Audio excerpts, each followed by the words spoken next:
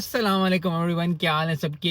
India versus West Indies का test match चल रहा है और पहला दिन ही बड़ी ज़बरदस्त परफॉर्मेंस दी टीम इंडिया ने। टीम इंडिया टेस्ट मैच की जो चैंपियन है ही है और मैंने कहा था कि आसान नहीं होगा वेस्ट इंडीज़ के लिए और यही चीज़ हुई।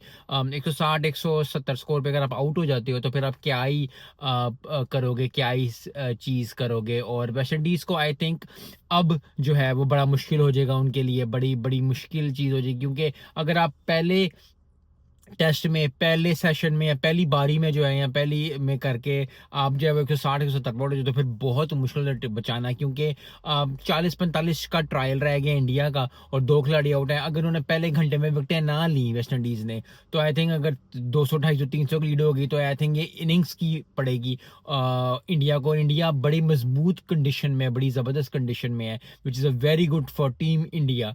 टीम इंडिया की बात करते हैं, टीम इंडिया जो है एशिया कप जीत के आई पाकिस्तान से तो हाई ऑन कॉन्फिडेंस थी। यस, वो टीम नहीं है जो कह, लेकिन एक टीम का एक माहौल जो होता है वो बेहतरीन होना चाहिए और वो टीम इंडिया का है। One of the best teams of right now है टीम इंडिया, टीम ऑस्ट्रेलिया। तो टीम इंडिया ने जो थी वो विकेटें ली ज़बरदस्त।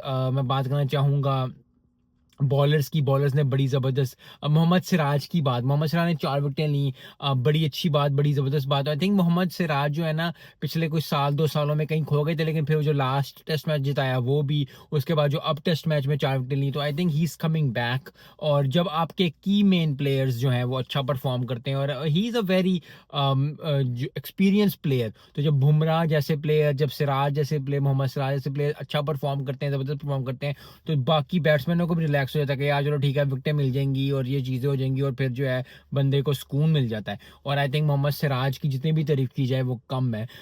यहाँ तारीफ एक और बंदे की बनती है और वो है के एल राहुल की। के एल राहुल जो है वो बड़े अच्छा परफॉर्म कर रहे हैं कुछ महीनों से, क्योंकि फिर वही बात जैसा मोहम्मद सिराज की बात थी कि कुछ साल 1.5 साल पहले जो है कुछ खो गए थे, लेकिन अभी आई थिंक वापस आ रहे के एल राहुल। और he is a player which is experience player as well, और वो बड़े अच्छे बैट्समैन है, बड़ी ज़बरदस्त इनिंग्स है उनकी भी, क्योंकि ऑस्ट्रेलिया के खिलाफ जो है वो अच्छा स्कोर किया, इंग्लैंड के खिलाफ अच्छा स्कोर किया, ऑस्ट्रेलिया के खिलाफ आई थिंक सेंचुरी की है अभी रिसेंटली, इंग्लैंड के खिलाफ सेंचुरी की 50 की और आज फिर 50 कर गए। तो आई थिंक बड़ा एक, क्योंकि जब आपका एक बैट्समैन एक की प्लेयर जो स्कोर करता है, चाहे वो की प्लेयर विकेटें लेता हो, की प्लेयर सेंचुरियां करता हो, की प्लेयर जॉन्टी रोड्स हो तो फील्डिंग अच्छा करता हो, तो फिर आपकी टीम उसको ना ज़रा सब्र हो जाता है कि यार बड़ी अच्छी बात है, बड़ी ज़बरदस्त बात है, और ये चीज़ बड़ी ज़्यादा इंपॉर्टेंट है टीम इंडिया के लिए कि बड़ी अच्छी परफॉर्मेंस दें। आई थिंक अब इधर से के एल राहुल को जो है सेंचुरी करनी चाहिए, आई थिंक बनती है उसकी, क्योंकि मैच सेट है, अच्छी भली विकेटें अंदर है, आराम से चिप इन करे, अपनी सेंचुरी करे, अपनी बात करे।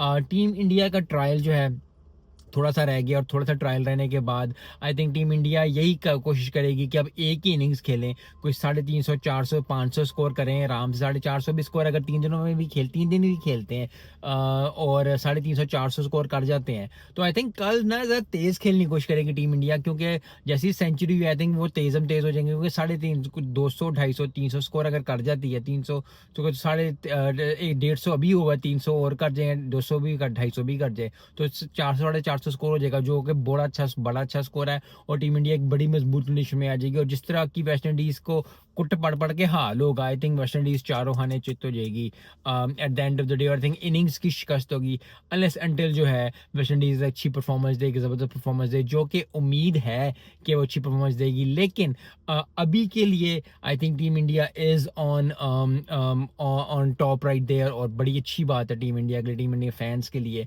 वेस्ट इंडीज के लिए आई थिंक जिंजान लगानी पड़ेगी, मेहनत करनी पड़ेगी, क्योंकि फिर वही बात है, टेस्ट मैच हमेशा सेशन बाय सेशन जीता जाता है।